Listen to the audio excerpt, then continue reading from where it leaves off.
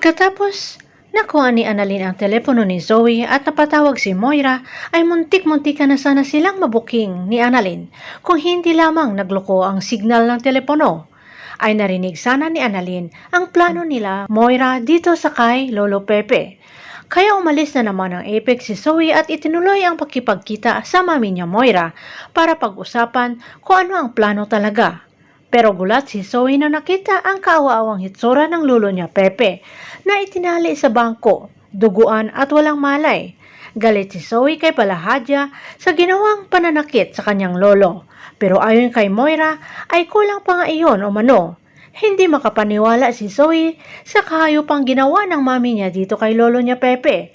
Pero ayon kay Moira ay wag dapat maawa si Zoe at itinapon na parang basura si Zoe bilang apo ng matanda. Hindi naniniwala si Zoe at pinaalis ang pulis at mami niya at gusto niyang masolo ang lolo niya Pepe. Niyakap ni Zoe ang matanda at humingi ng sorry sa pagtago ng katotohanan sa kanyang pagkatao. Narinig ito ng Don nang sinabi ni Zoe na sa akalay wala pa itong malay. Ikinagalit ng lubos ni Don Pepe ang revelasyon mula kay Zoe na alam na nito pala noon pa ang tungkol sa pagkatao niya na hindi nito tunay na ama si Doc RJ.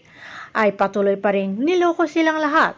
Sa labis na galit ay tinaboy ng Don si Zoe na manluloko at kasabwat ni Moira at itinakwil ng apo niya. Kahit anong iyak ni Zoe ay hindi na siya mapapatawad ng matandang Pepe. Tuluyan na kayang makipagsabwatan si Zoe sa demonyeta niyang mami, Moira. Abangan na lang natin ang susunod na episode dito sa Abot Kamay na Pangarap.